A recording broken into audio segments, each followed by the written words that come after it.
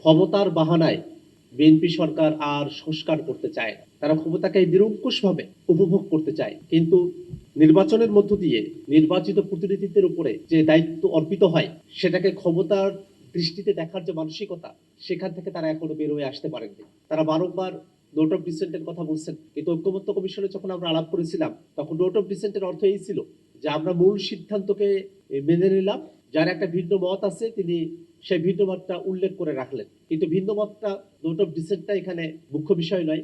এখানে মূল যে সিদ্ধান্ত, যে সিদ্ধান্তে রাজনৈতিক দলগুলো এবং ঐক্যমত্য কমিশন উপনীত হয়েছে, সেটাই এখানে কার্যকর হবে।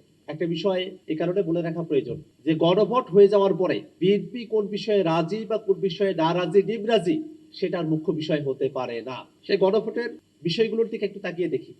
তারা বলছে যে 4টা কোশ্চেনের মধ্যে 3.5টা কোশ্চেনে তাদের আপত্তি নাই, আধাটা কোশ্চেনে তাদের আপত্তি। আমরা আসলে ক্লিয়ার হতে চাই যে গণভোটের কোন আধাটা বিষয়ে আপনাদের আপত্তি ছিল।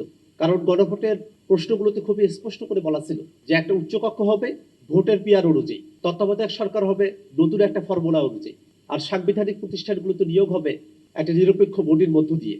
যে বিষয়গুলোতে আমরা সবাই একমত, এরকম 30টি বিষয় সেখানে উল্লেখ করা ছিল। আরো কিছু বিষয় ছিল যেগুলো রাজনৈতিক দলগুলো তাদের ইশতেহার অনুযায়ী সেগুলোকে বাস্তবায়ন করতে পারবে। আমরা বিএনপির সাথে এই ডিবেটটাও করতে চাই আবারও, যে উচ্চকক্ষ যদি ভোটের পিয়ার অনুযায়ী হয়, সেটাতেই কি আপনাদের আপত্তি? তত্ত্বাবধায়ক সরকার যদি নতুন একটা ফর্মুলায় হয়, আপনাদের আপত্তি কি সেই জায়গায়? সাংবিধানিক প্রতিষ্ঠানগুলো সেটা একটা নিরপেক্ষ বডির মধ্য দিয়ে নিয়োগ হবে, আপনাদের আপত্তিটি কি সেই জায়গায়? সেটা খোলাসা হওয়া প্রয়োজন।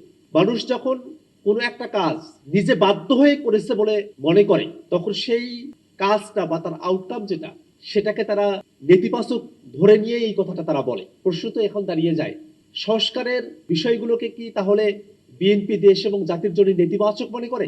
আমরা তো বিএনপির সাথে দীর্ঘ সময় ধরে ঐক্যমত্য কমিশনে আলোচনা করেছি, এবং এক একটা দলের এক একটা মত, সবাই মিলে যদি আমরা একমত হতে পারতাম, তাহলে তো গণভোটেরও প্রশ্ন আসার কথা ছিল না। আমরা সবাই একমত হয়ে যেতাম, ঐক্যমত্য কমিশনের সিদ্ধান্তটাই কার্যকর হয়ে যেত। আমরা সবাই একমত হতে পারি না, এই জন্যই তো আমরা আমাদের কোশ্চেনগুলোকে জনগণের কাছে নিয়ে গিয়েছি, এবং জনগণ যে সিদ্ধান্ত দেবে সেটা আমরা মেনে নেব, এই কথার ভিত্তিতেই তো গণভোটটা হয়েছে। এখনকার সময়ে এসে গণভোট হয়ে যাওয়ার পরে আপনারা আগে কি বলেছিলেন, ভিন্ন মত কোথায়, সেটা আপনারা যখন খুঁজতে যান, তখন জনগণের যে রায়, সেটাকে প্রত্যাখ্যান করা হয়। আমরা ঐক্যমত্য কমিশনে আলোচনা করেছিলাম, জাতীয় নাগরিক পার্টির পক্ষ থেকে বারংবার বলেছিলাম যে বাংলাদেশের এখন যে সাংবিধানিক সংকট, সেখান থেকে উত্তরণের জন্য গণপরিষদের মধ্য দিয়ে নতুন একটা সংবিধান প্রণয়ন করাই আমাদের মুক্তির পথ।